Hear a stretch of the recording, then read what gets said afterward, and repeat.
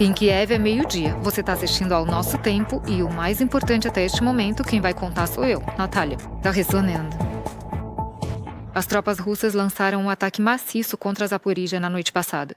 Dezenas de casas foram danificadas. Um centro comercial pegou fogo. Quem informou isso foi o chefe da administração militar regional, Ivan Fedorov. Uma parte significativa dos alvos foi destruída pelas forças de defesa aérea ainda durante a aproximação à cidade. Foi exatamente isso que permitiu evitar feridas entre os moradores. Casas residenciais, estabelecimentos comerciais e infraestrutura foram atingidos pelos ataques. Foram registrados dezenas de casas e estabelecimentos comerciais danificados. Na cidade, continuam os trabalhos de restauração para eliminar as consequências. Estão trocando semáforos e cabos. Um equipamento de semáforo foi danificado. Ele caiu depois da explosão? Sim, ele ficou perto do semáforo. Danificou o semáforo. O terror contra civis continua sendo praticado pelo exército russo também em Kherson. Os invasores atacaram uma equipe de emergência do SAMU. Os médicos tinham acabado de chegar para atender feridos após o último ataque russo no distrito de Dniprovsk. Ali, um drone lançou explosivos sobre homens e uma mulher. As vítimas sofreram ferimentos causados pela explosão e por estilhaços. Femas. Atualmente, há pessoas hospitalizadas com ferimentos moderados. A administração militar regional de Kherson informou isso. Uma ambulância também foi danificada e o motorista ficou ferido. E na região de Cherniv, os ocupantes russos atacaram um hospital na cidade de Semenovka com 3 drones. As autoridades locais relataram isso. 3 veículos de serviço, garagens e instalações de apoio foram destruídos. O refeitório foi danificado. O incêndio começou no local do impacto. Além disso, segundo a administração militar regional, o ataque russo danificou janelas em um prédio de 5 andares. 2 pessoas ficaram feridas, como resultado do ataque do exército russo à região de Dnipropetrovsk. A destruição de infraestrutura civil. As autoridades locais relataram isso. E também 2 civis ficaram feridos em consequência do ataque das tropas russas à região de Kharkiv. 10 casas residenciais, linhas de transmissão de energia e lojas foram danificadas. Quem informou isso foi o chefe da administração militar regional, Alexei Negobov. Segundo ele, os ocupantes russos atacaram a região com diferentes tipos de drones e bombas aéreas guiadas. Além disso, nesta noite, as tropas russas atacaram a região de Donetsk. Um civil foi morto e outros 4 ficaram feridos. Essa informação foi divulgada no Telegram pelo chefe da região, Vadim Filashkin. 7 casas residenciais, uma instituição administrativa e um depósito foram danificados. Na noite passada, a Rússia lançou 116 drones contra a Ucrânia, sendo 86 deles do tipo Shahed e Geran. Todos eles foram abatidos ou neutralizados, informaram as forças aéreas das Forças Armadas da Ucrânia. Foram registrados impactos de 27 drones de ataque em 23 locais, além da queda de destroços em 2 locais.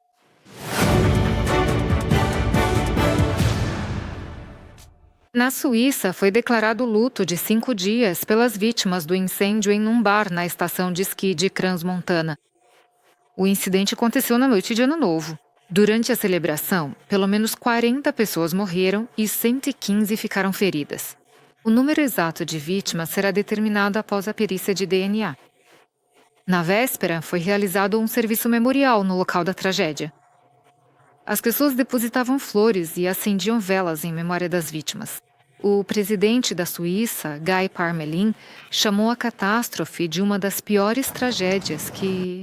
O país já presenciou uma vasta gama de eventos e transformações ao longo de sua rica e complexa história, desde momentos de grande alegria e celebração até períodos de desafios intensos e superação. A nação tem sido palco de inúmeras experiências que moldaram sua identidade e seu povo. Cada era trouxe consigo suas próprias particularidades, deixando um legado indelével que continua a influenciar o presente e a pavimentar o caminho para o futuro. Lá estavam bombeiros, policiais, todo mundo estava por toda parte. Eu e minha amiga só queríamos entrar, então descemos.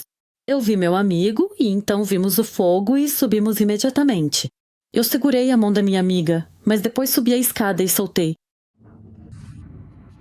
Alguns ainda não sabem o que aconteceu com seus filhos e parentes, onde e em que estado estão as vítimas agora. E faremos todo o possível para que a investigação aconteça de forma rápida e eficaz. Hoje, nossos pensamentos e orações estão realmente com todos que passaram por essa tragédia. Também gostaria de agradecer aos governos dos países vizinhos, que demonstram solidariedade e colaboram com a Suíça na prestação de ajuda. Aqueles que sofreram queimaduras graves. 2 pessoas morreram e dezenas ficaram gravemente feridas por causa dos fogos de artifício, e pelo menos 250 foram detidas. Assim foi a noite de Ano Novo na Holanda. Os policiais a descreveram como violenta, depois do que presenciaram durante os chamados. Distúrbios em massa, incêndios, ataques a trabalhadores dos serviços de emergência e muito mais. O número de emergência ficou sobrecarregado devido à grande quantidade de chamadas sobre incêndios. Entre os maiores incidentes estavam incêndios em uma igreja em Ondelkerk, Amsterdã, em um ginásio esportivo e em uma loja de colchões. Médicos, ambulâncias e o corpo de bombeiros atenderam a mais de 300 chamados durante a noite. O ministro da Justiça do país declarou que os trabalhadores dos serviços de emergência enfrentaram agressões deliberadas em todo o estado, classificando esses ataques como inaceitáveis. Pelo menos 3 mortos, 17 feridos e dezenas de detidos. Mira, os protestos já duram 4 dias. Comerciantes foram às ruas devido à forte queda do valor da moeda nacional e ao rápido aumento dos preços.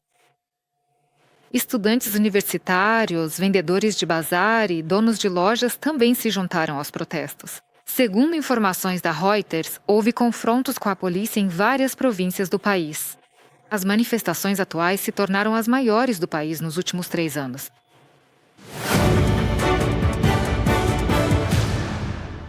A guerra contra a Ucrânia fez com que a economia russa praticamente parasse. Até o final de 2025, o crescimento do PIB caiu para o nível mais baixo dos últimos anos, o que indica a entrada da economia em estagnação. É o que informa o Centro de Combate à Desinformação do Conselho de Segurança Nacional e Defesa da Ucrânia. Analistas observam que, pela primeira vez em muito tempo, a indústria na Rússia apresentou queda por causa da agressão contra a Ucrânia. Na Rússia, as receitas de petróleo e gás despencaram e continuam caindo. Segundo o Centro de Combate à Desinformação, de acordo com cálculos do Ministério das Finanças da Rússia, no ano passado, a participação das receitas de petróleo e gás no orçamento caiu quase pela metade. Oficialmente, isso é explicado pelo esgotamento das reservas de hidrocarbonetos de baixo custo, evitando o tema da guerra contra a Ucrânia. Mas, na verdade, é justamente a guerra e as sanções que mais afetaram as receitas do petróleo e do gás. Segundo cálculos do Ministério das Finanças da Rússia, esse ano a participação das receitas de petróleo e gás no orçamento, que alguns anos atrás era de 50%, vai cair para 23% e continuará diminuindo nos próximos anos. A Rússia foi obrigada a vender petróleo no limite da rentabilidade ou até mesmo com prejuízo. Tendo perdido os mercados ocidentais por causa da guerra, a Rússia é forçada a vender petróleo para a Índia e a China com enormes descontos, que muitas vezes chegam a cerca de 50% do preço. Centro de Combate à Desinformação do Conselho de Segurança Nacional e Defesa da Ucrânia no Telegram. Enquanto isso, a Índia continua comprando petróleo russo. Navios-tanque com mais de 2 milhões de barris de petróleo bruto do tipo Rouse estão a caminho da maior refinaria de petróleo da Reliance Industrial Limited. Essas cargas devem ser entregues nos próximos dias. O petróleo russo será processado em combustível para uso interno e não para exportação. A informação é da Bloomberg. Mas só para lembrar, a Índia retomou as compras de petróleo bruto depois que o presidente dos Estados Unidos, Donald Trump, impôs sanções contra as maiores empresas petrolíferas da Rússia. Na fábrica química em Bryansk, são produzidos componentes para sistemas de lançamento múltiplo de foguetes. Grade, Uragão e Tornado. Os partisãos do movimento Atesh e a organização secreta dos ucranianos realizaram um reconhecimento. Informações adicionais foram obtidas com o pessoal da empresa. Isso permitiu esclarecer as atividades da fábrica e o nível de envolvimento dela em contratos militares. Durante o reconhecimento, também foi registrada alta atividade na área ao redor, com movimento regular de funcionários e transporte de carga, além de medidas de segurança reforçadas. Todas as entradas do local estão sob controle constante de patrulhas armadas. Isso ressalta a importância estratégica da empresa para a indústria militar da Rússia. Inscreva-se no nosso canal UATV Português e mantenha-se atualizado com os eventos mais importantes, as principais notícias da Ucrânia e do mundo, análises profundas, reportagens exclusivas e entrevistas. Tudo ao alcance da sua mão em nosso canal. Junte-se à nossa comunidade de espectadores e mantenha-se conectado.